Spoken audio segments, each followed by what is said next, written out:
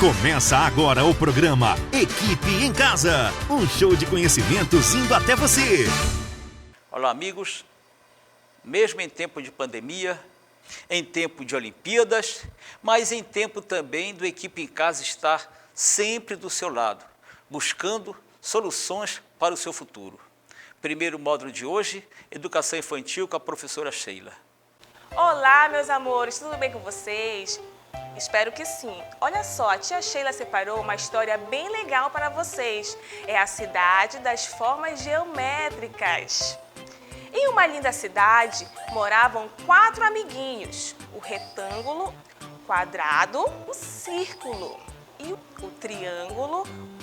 E eles viviam muito bem. Até que um certo dia, eles entraram em conflito. Um queria ser melhor que o outro. Então, o seu quadrado já veio logo falando: eu sou o melhor, pois tenho 4 lados iguais e posso me transformar em o que eu quiser. Então, o triângulo foi logo falando: nada disso, eu tenho 3 biquinhos e posso me transformar em o que eu quiser. Ah, mas o círculo não ficou de fora. Veio e já foi logo falando: eu sou o mais fofinho desta cidade e posso rolar para lá e para cá. Ah, e o retângulo não ficou de fora. Veio logo falando: pode parar.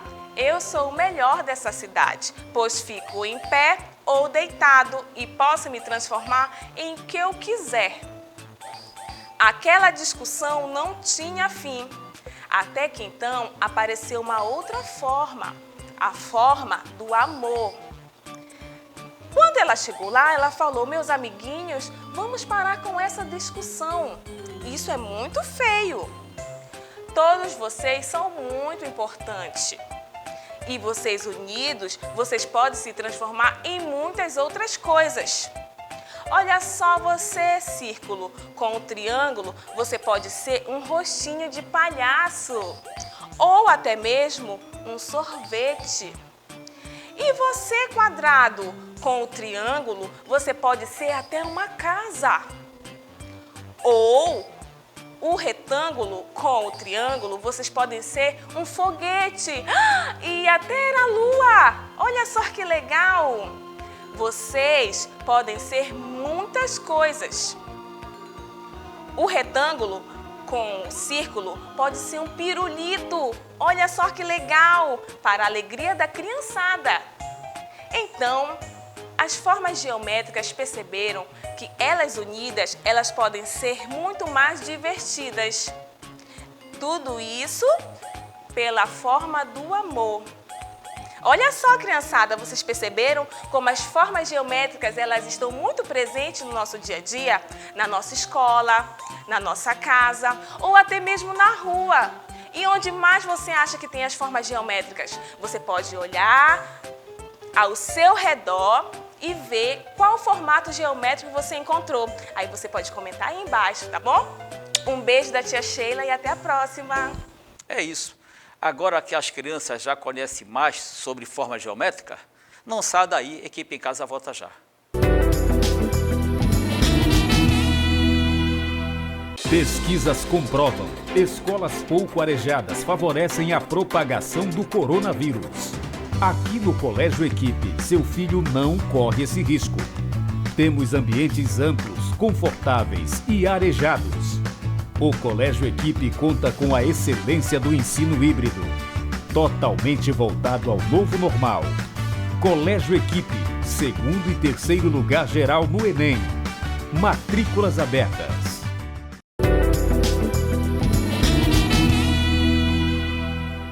E nesse segundo bloco, mais educação infantil com a professora Gabriela. Olá, criançada, tudo bem com vocês? Eu me chamo Tia Gabi e estou aqui para contar uma linda história para vocês. Mas primeiro eu vou dizer o nosso teminha. O nosso tema é sobre localização espacial. Quem sabe o que é isso? Ai, é um assunto tão facilzinho, mas eu vou explicar melhor para vocês. Localização espacial, antes de tudo, esse nome complicado, é tudo aquilo que a gente pode apontar e dizer a distância. Quando a gente vê uma pessoa vindo, a gente diz: olha, aquela pessoa está vindo em minha direção.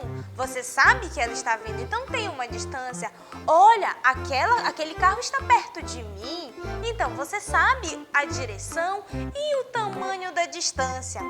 É exatamente isso que a gente vai aprender hoje dentro de uma historinha. A nossa historinha se passa em um lindo jardim onde tinha uma tia, tinha o Joãozinho e tinha a Laurinha. O Joãozinho e a Laurinha estavam tendo este assunto e a tia estava explicando e eles não entendiam. Eles faziam essa carinha assim e não entendiam nada. A tia, então, observando a dificuldade deles de entender, ela disse: levantem-se todos, vocês vão brincar agora, mas a gente vai brincar usando a localização espacial. Então ela disse: afastem-se, crianças, afastem-se. Então Joãozinho e Laurinha se afastaram. Aí a tia perguntou para Joãozinho se a Laurinha estava próximo dele. Ele disse: tia, a Laurinha está muito distante de mim. Então isso fez com que a tia dissesse para ele: você observou? A Laurinha está distante de você. Você disse a localização espacial dela. Então a tia disse: Laurinha, venha para perto de João. E a tia perguntou para João se João via a Laurinha longe ou perto dela. Então ele disse: nossa, tia, a Laurinha está tão perto de mim. E a mesma coisa ela fez com Laurinha. Laurinha, João vai para longe e você vai ficar aí. Então Laurinha fez isso. João, vá para longe. João foi. E a tia perguntou para Laurinha: Laurinha, João está perto ou longe de você? A tia: João está longe de mim. Então ela falou para Laurinha: Laurinha, isso é localização espacial. Você me disse a distância onde João estava, que ele está longe de você. Aí a tia disse: João, venha para perto de Laurinha. Então a tia perguntou: Laurinha, João está perto ou longe de você? Então Laurinha disse: ah, tia, agora ele está bem perto de mim. Isso é localização espacial. E eles aprenderam brincando. Depois disso, eles brincaram de localizar as coisas.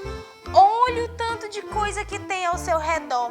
Eles viam árvores, então as árvores estavam perto e longe deles.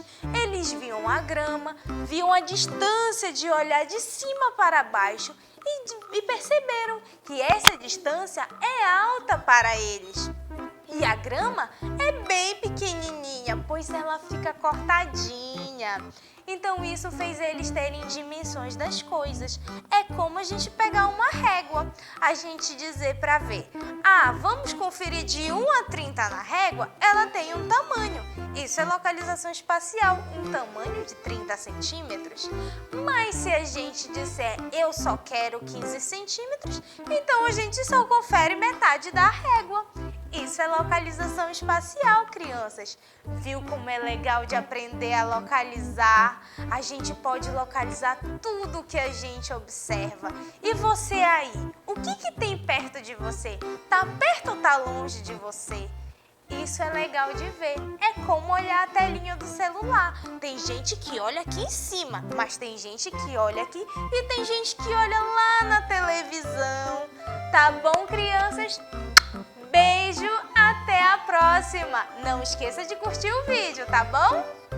E agora que as crianças já têm noção de distância, de perto, de longe, fique aí mesmo. Equipe em Casa volta já.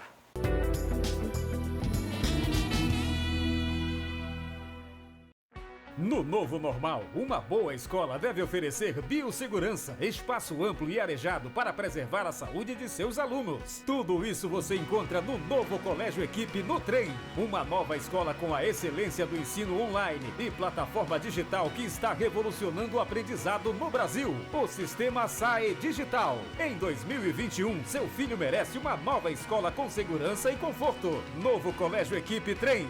Matrículas abertas.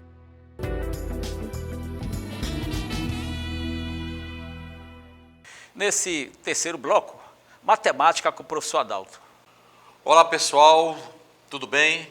Estamos aqui para mais um programa Equipe em Casa. Com a nossa disciplina de matemática, vamos resolver algumas questões hoje de matemática básica, ok? Então olha só, primeira questão nós temos: uma loja de eletrodoméstico vende certo modelo de smartphone por R$2.000 à vista. Uma cliente interessada nesse aparelho não possui o valor total para comprá-lo à vista e negocia a venda com o gerente da loja. O gerente da loja propôs que o pagamento fosse realizado em 2 vezes, uma entrada de R$900 e uma parcela paga 30 dias após a compra no valor de R$1.200.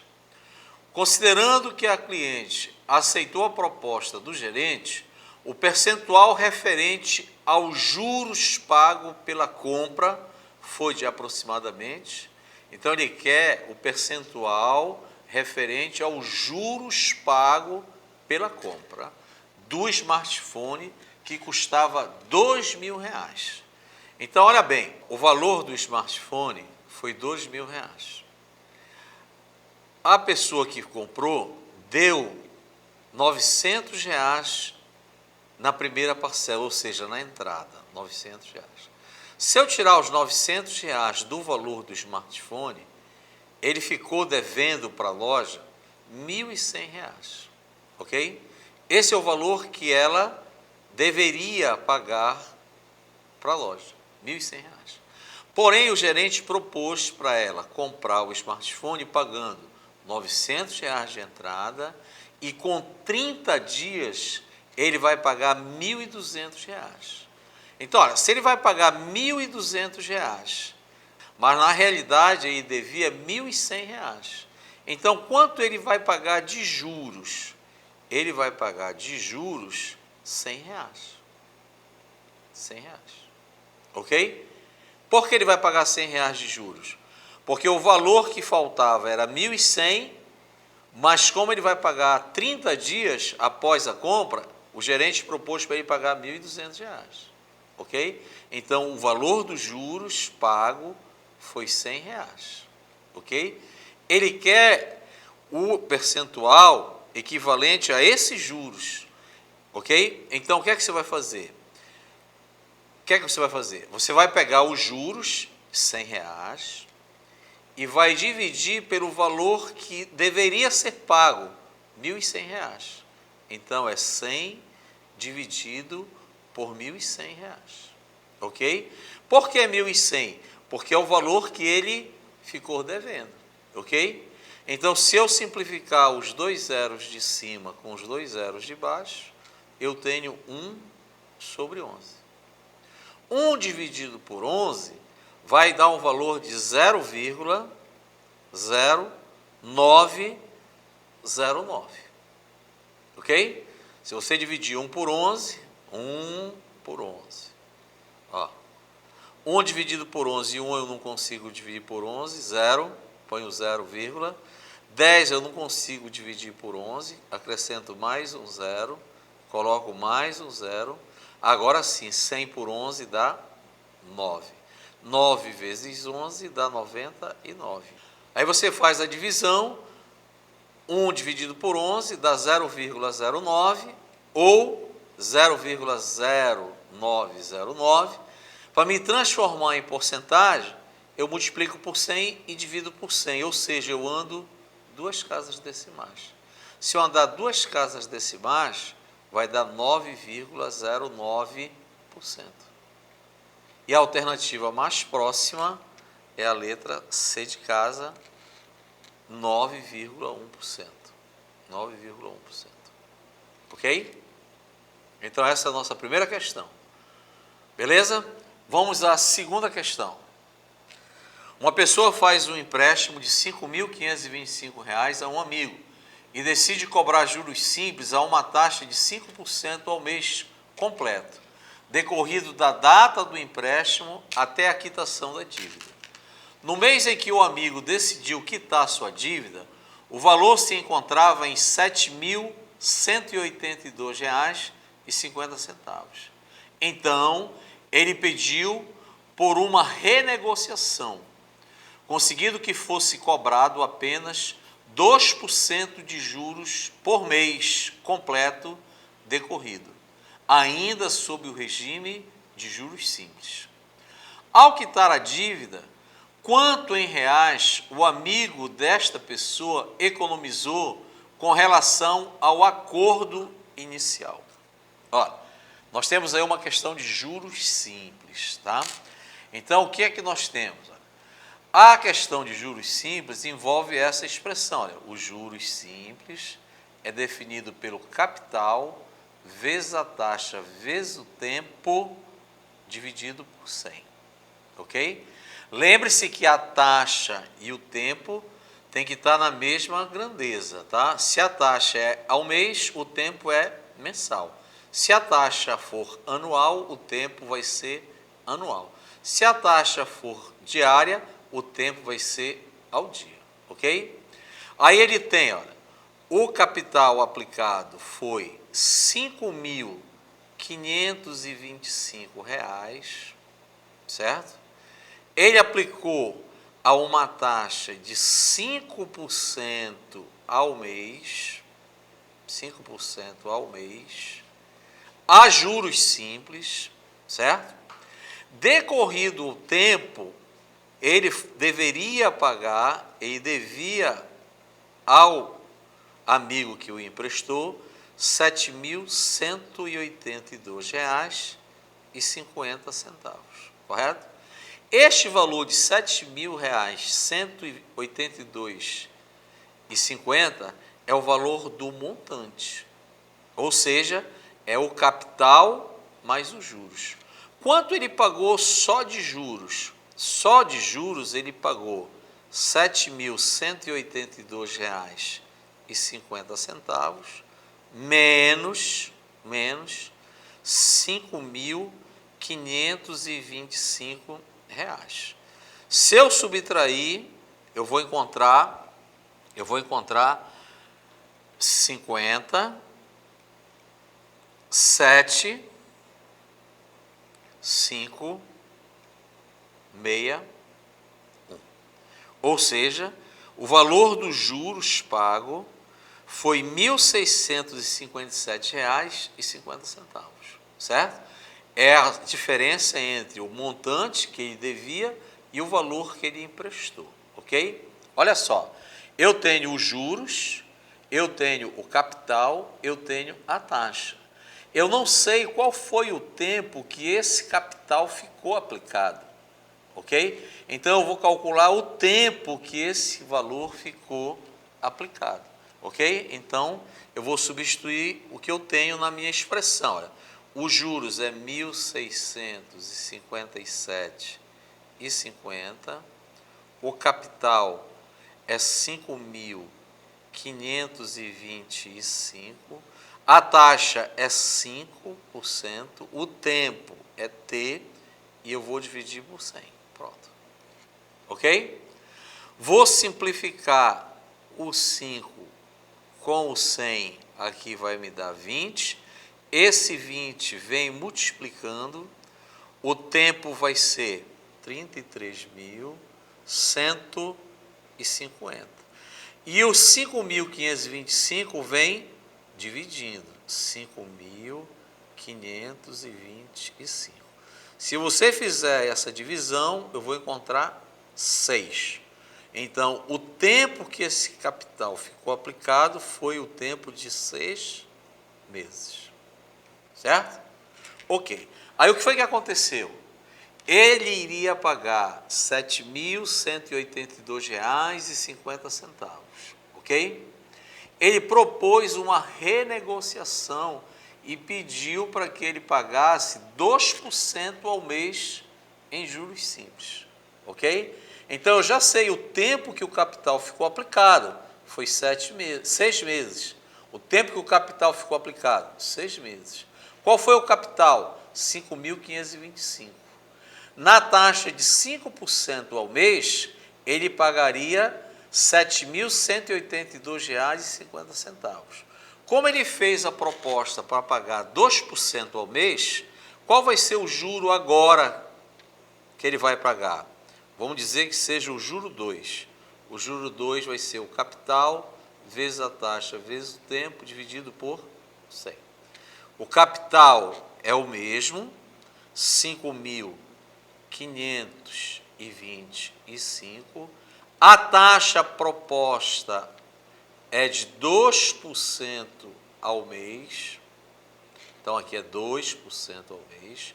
O tempo que o capital ficou aplicado, eu calculei 6 meses e vou dividir por 100. Ok? Tranquilo? Então, olha só. Se eu simplificar por 2, aqui dá 50. Se eu dividir 5.525 por 50, eu vou encontrar 110,5. Eu multiplico por 6, isso vai me dar um valor de R$ 663. Esse é o juro que ele pagaria se a taxa fosse 2% ao mês, ok? Aí ele diz assim, olha, ao quitar a dívida, quanto em reais o amigo desta pessoa economizou em relação ao acordo inicial? Então, quanto ele economizou? Ele pagaria de juros na primeira proposta, que seria o juro 1, ele pagaria R$ 1.657,50. Na proposta 2, os juros que ele pagaria seria R$ 663. Se eu subtrair um do outro, eu tenho o valor que ele economizou, a economia. Então, se eu subtrair R$ 1.657,50 de R$ 663, eu tenho o valor de R$ 994,50. R$ 994,50. Esse valor foi o que ele economizou, a economia, ok? Então, a minha resposta correta seria a letra D de dado. Ok? Uma questão de juros simples, bem interessante, onde ele te deu o capital, o montante e a taxa, você calculou o tempo e depois você reaplicou esse mesmo capital nesse mesmo tempo a uma taxa agora inferior, a uma taxa de 2%. Aí você calculou o novo juros. E qual foi a economia? É a diferença do juro 1 que tu encontrou pelo juro 2 que você também calculou. Aí essa economia foi R$ 994,50. Ok? Vamos para a próxima. Os correntistas de um banco tiveram direito a 20% de desconto na compra do ingresso de um show. Ok? Então, na compra do ingresso, ele teve um desconto de 20%. Um cliente aproveitou a oportunidade e comprou seu ingresso pela internet. No entanto, após o desconto promocional ser aplicado, o site de venda cobrou 20% de taxa de conveniência sobre o valor atual da compra. Em relação ao preço original do ingresso, esse cliente pagou um percentual correspondente a... Olha bem, ele comprou o ingresso com desconto de 20%. Se ele teve um desconto de 20%, ele pagou, na realidade, olha, com desconto de 20%, ele pagou somente o valor equivalente a quanto? A 80%. Por quê? O valor total, 100%. Ele tirou 20% de desconto, dos 100, tu tira 20, tu sobra 80%. Esse 80%, eu transformando em um número decimal, é 80 dividido por 100, que é 0,8. 0,8 do valor real do ingresso. Ok? Do valor real do ingresso. Só que ele comprou pela internet, né? Quando ele comprou pela internet, o que acontece? No entanto, após o desconto de 20% promocional ser aplicado, o site de venda cobrou 20% de taxa de conveniência sobre o valor atual da compra. Qual é o valor atual da compra? 0,8%. Ele cobrou 20% a mais, não é isso? Então agora ele cobrou com um acréscimo, né? Teve um acréscimo de 20%. Se o total era 100%, o acréscimo vai ser quanto? 20% mais 100%, 120%. Portanto, transformando 120% em número decimal, é 1,2. Este 1,2 incide no valor do 0,8%. Então, qual foi o valor pago? Em relação ao preço original, qual foi o valor? Então, o valor pago foi quanto? 1,2, que foi os 20% de acréscimo, vezes 0,8, que foi o valor pago com desconto de 20%. Se eu multiplicar 1,2 vezes 0,8, isso aqui vai me dar 0,96 do valor total, do valor inicial. Ok? Então, quantos por cento ele teve de desconto? O 0,96, transformando em porcentagem, é multiplicar por 100 e dividir por 100. Ou andar duas casas decimais. Ó. Uma, duas. 96%. Então, o valor pago foi 96% do valor inicial do ingresso. Ok, pessoal? Então, nós temos aí essas 3 questões de matemática envolvendo porcentagens e juros simples. Espero ter contribuído com o seu conhecimento. Um abraço e até o próximo programa. Então é isso. Exercícios e dicas para o Enem. Voltamos já.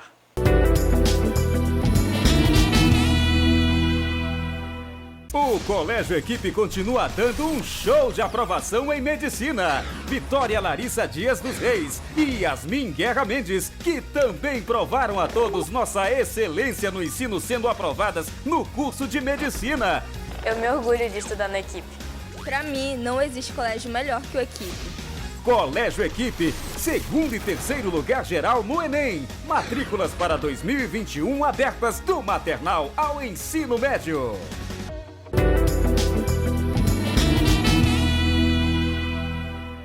Nesse quarto bloco, Química com o professor Igor. Salve, salve, seja bem-vindo a mais uma aula de Química aqui no Equipe em Casa, dando continuidade a essa série de aulas sobre funções inorgânicas. Nas aulas anteriores falamos sobre ácidos, bases, certo? E eu dei um spoiler para vocês. O que é esse spoiler? Fica comigo que eu já te conto, tá bom? Então vamos lá.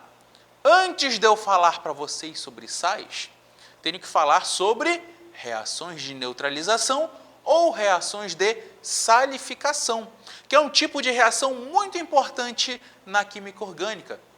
Reações inorgânicas é o próximo tópico após funções, mas nem por isso não podemos falar um pouco sobre. E a primeira reação que você conhece é a de salificação.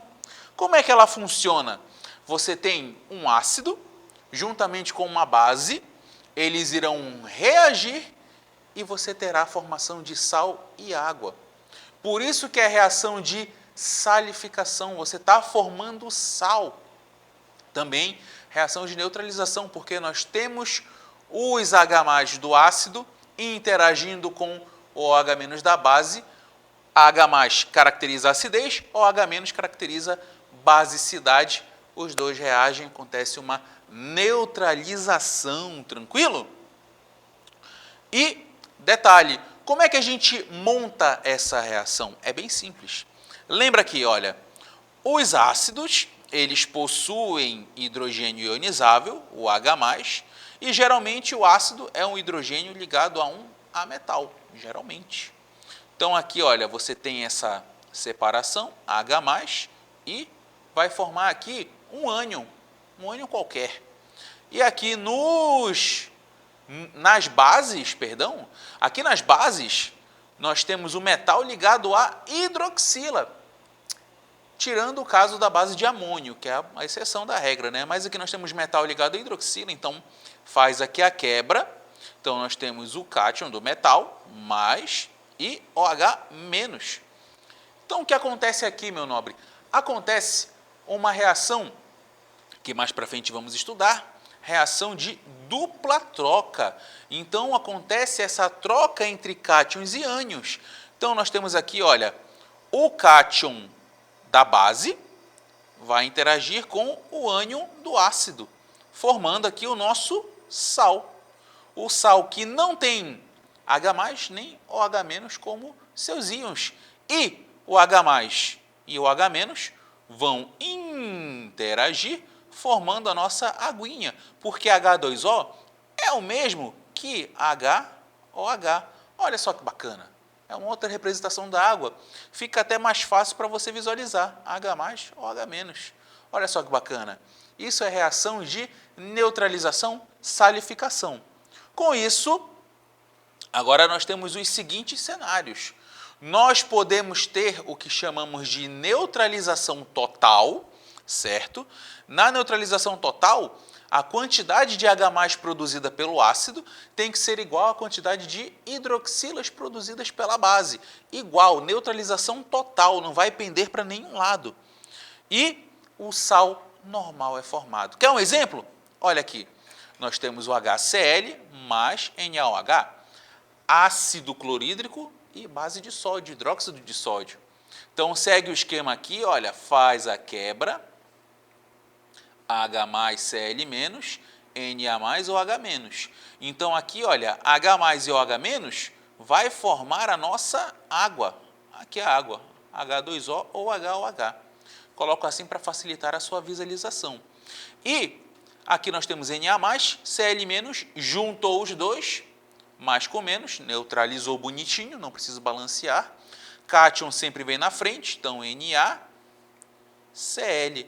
O nosso querido cloreto de sódio, sal de cozinha, ficou bem visível?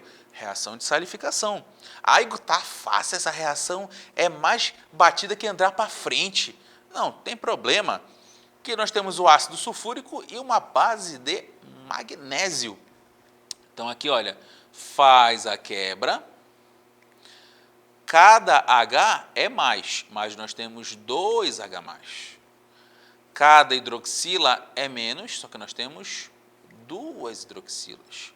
Então, para a gente deixar os compostos bem bonitinhos, bem neutros, o SO4 tem carga 2-. E aqui, magnésio família 2, carga 2+. Ah, beleza. Então, vamos lá. Aqui, olha, magnésio e o grupamento sulfato. Está aqui, olha, juntos os dois, 2+ com 2-. Opa! Fechou certinho, 2+ com 2- forma um composto bem neutro aqui em relação à carga, no caso, neutro em relação à carga, MgSO4. Beleza. E a água, como é que fica? Nós temos aqui, olha, lembra, para fazer a água, eu preciso de um H+ com um OH-, mas aqui nós temos 2 hidrogênios H+, 2 H+ e 2 OH-. Então, irei formar 2 mol de água. Então, coloca aqui o coeficiente 2 e tasca ele aqui a água. Está aqui a nossa aguinha. E aqui nós temos uma reação de neutralização total.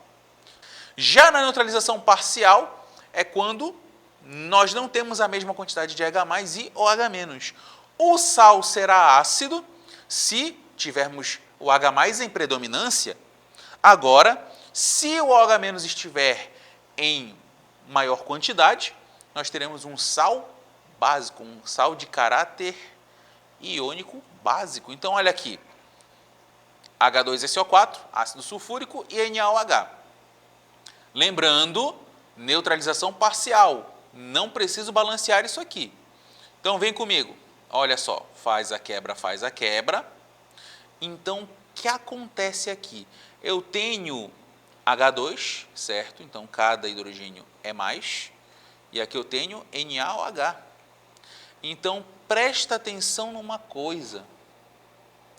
Só vou formar apenas um de água. Por quê? Eu tenho apenas um OH-. Então, desse camarada aqui, desse meu ácido, eu vou perder apenas um H+, e todo mundo que sobrou, HSO4, vai ficar com carga menos. Então, vamos lá. Eu pego aqui o meu H+, pego aqui o meu OH-, e eu formo a minha aguinha. E aqui eu tenho esse grupamento HSO4- e o Na+. Eu junto todo mundo. Está aqui, olha. NaHSO4-. Então, por conta desse hidrogênio aqui, restante, o meu sal vai ter um caráter ácido, porque ainda vai ter mais H+ para ser liberado. Beleza. Tem exemplo para o sal básico, Igão? Tem sim, senhor. Tem sim, senhora. Então, aqui, olha, HNO3, ácido nítrico, e base de magnésio. Corta aqui, cada H mais NO3 menos. Magnésio 2+, e aqui nós temos OH menos, só que nós temos 2. Presta atenção numa coisa. Aqui, H+, eu vou tirar daqui um OH. Então, eu vou formar apenas uma aguinha. Está aqui, olha, HOH. Certo? Então, olha só. Ficou de fora aqui o NO3-, e aqui o que foi que sobrou? Sobrou MgOH+.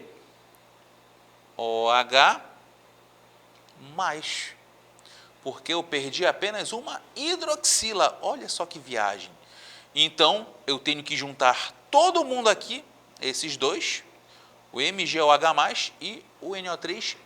Então, juntando toda essa galera, MgOH, NO3. Como nesse sal eu tenho OH, então ainda tem íons hidroxila a serem liberados, logo o meu sal vai ser básico, tranquilo? Neutralização parcial. Continuando, medida de caráter, como eu falei para você anteriormente, ácido e base, possui uma faixa de pH que vai de 0 até 14, 7 sendo neutro, abaixo de 7 nós temos um meio ácido, quanto mais próximo de 0, mais ácido, e nós temos aqui de 7, acima de 7 até 14, nós temos o meio básico. Beleza? Então, essa é a medida de caráter. Com base nela, a gente classifica substância como ácida, básica ou neutra. Nós temos também os indicadores ácido-base, como eu falei para vocês. São substâncias que mudam de cor à medida que eu tenho uma substância ácida interagindo com ela, ou uma substância básica, ou uma substância neutra. Ela vai dar uma cor dependendo da natureza que essa substância terá. Continuando, chegamos no conceito de sais diarrênios. Então, vem comigo. Se na lógica de arrênios, o ácido é aquele camarada que em meio aquoso libera H+, a base, a substância que libera OH-, o sal é o cara que não libera nem H+, e nem OH-, certo? Continuando, aqui nós temos alguns exemplos de sais, NaCl, NH4CN, CaSFeCl3. Reparem que em todos eles nós não teremos hidrogênio a ser ionizado, nem OH- a ser liberado, certo? Todos sais diarrênios. Classificação dos sais aqui, rapidola quanto à natureza dos íons. Nós temos um sal normal, certo? Aqui o exemplo NaCl, sal vindo de uma neutralização total, Nós temos o sal ácido, proveniente de uma neutralização parcial, onde resta hidrogênio a ser ionizado. Pela mesma lógica, o sal básico, também proveniente de uma neutralização parcial, onde nós temos OH- a ser dissociado. Nós temos o sal misto. Sal misto é o camarada que tem 2 cátions ou 2 ânions. Aqui, olha, exemplo. 2 cátions, o cátion Li+, e Na+. E aqui, 2 ânions, Cl-, NO3-. Esse é o sal misto. Temos o sal hidratado, que é o sal que na molécula dele, junto, e você vê moléculas de água, aqui, sulfato de magnésio, heptahidratado, hepta 7. Então, em cada molécula desse sal, nós temos 7 moléculas de água. E nós temos também sais complexos, que são sais que quando temos esse... Você identifica quando você vê um grupamento aqui, em colchete, esse grupamento aqui, ferro cianeto. Tranquilo? Continuando, nós também temos o caráter do sal normal. Lá falamos de natureza de íons, sal ácido, sal básico, só que aqui vamos falar de caráter do sal, como ele impacta no pH, certo? Aqui nós temos, se tiver um sal advindo de um ácido forte e de uma base forte, o sal vai ter caráter neutro. Agora, presta atenção aqui, se o ácido for forte, a base for fraca, predomina ali o caráter ácido. Se for o contrário, a base for forte e o ácido que deu origem a esse sal for fraco, então vai predominar nesse sal o caráter básico, tranquilo? Igão, e se o ácido for fraco, a base for fraca, o sal vai ser neutro? Não, depende. Mas isso aqui a gente vai estudar em equilíbrio iônico, meu nobre, tá bom? Quanto à solubilidade, presta atenção, sais solúveis são sais que possuem metais da família 1, são sais que possuem nitratos ou nitritos, por exemplo, aqui nós temos nitrato de prata, metais da família 1, por exemplo, NaCl, cloreto de sódio, e sais de amônio, como por exemplo NH4Cl. Esses caras são solúveis. E os sais insolúveis geralmente possuem mercúrio, prata e chumbo, com exceção do nitrato de prata, tá bom? Porque o nitrato, ele garante essa solubilidade para prata. Agora, se for outro sal de prata, como por exemplo o cloreto de prata, aí sim, ele será insolúvel. Igão, tem uma dica para lembrar quais são os sais insolúveis? Tem sim, senhor, tem sim, senhora. Presta atenção, mercúrio, Hg, prata, Ag, chumbo, Pb. Forme uma frase com isso, faça um macete mnemônico. Olha só, Hg, Hugo, Ag, que é da prata, arregaça, Pb, pebolim. Hugo arregaça no pebolim. Essa frase te ajuda a lembrar que se nesse sal tiver mercúrio, prata ou chumbo, esse sal será insolúvel. Cuidado com o nitrato, tá bom? Exercício de química aqui, bem bacana, suavão. Então, olha só. Um estudante de química obteve uma solução indicadora ácido-base triturando no liquidificador folhas de repolho roxo com água. Em seguida, dividiu a solução obtida em 3 tubos de ensaio. No primeiro tubo, adicionou uma pequena quantidade de vinagre, que é o ácido acético. No segundo, alguns cristais de soda cáustica, NaOH, a gente viu que é uma base. No terceiro, alguns cristais de sal de churrasco, NaCl, obtendo o resultado conforme mostra abaixo. Então, a coloração inicial era roxa para todos. No vinagre virou vermelho. Na soda cáustica ficou verde. No sal de churrasco permaneceu. Beleza. Então, vamos lá. Ele fez outro experimento com o mesmo indicador de repolho roxo. Agora, no tubo A, ele colocou uma base, no tubo B colocou um ácido e no tubo C ele colocou um sal. Ele quer saber quais serão as cores nos tubos. Primeiro, volta para aquela primeira tabela do primeiro experimento. Olha só. Aqui no começo tinha vinagre. Vinagre, ácido acético. Inicialmente era roxo, depois ficou vermelho. Opa! Quer dizer que na presença de um ácido, o indicador fica vermelho. Soda cáustica, base, hidróxido de sódio. Era roxo, ficou verde. Opa! Virou para verde, indica base. E o sal era roxo, permaneceu roxo. Ou seja, neutro, não é ácido, não é base, não pendeu para nenhum lado. Com isso, a gente pode fazer a análise aqui de quais seriam as cores nos tubos do segundo experimento. No primeiro, ele colocou uma base de potássio. A base indica a coloração verde. Então, daí eu elimino a letra A, a letra B e a letra D. No segundo tubo, ele colocou um ácido. O ácido da coloração vermelha. Olha só. Então, você terá verde, vermelho. E você já elimina a letra C. Resposta, letra E. Só para desencargo de consciência, no último nós temos um sal.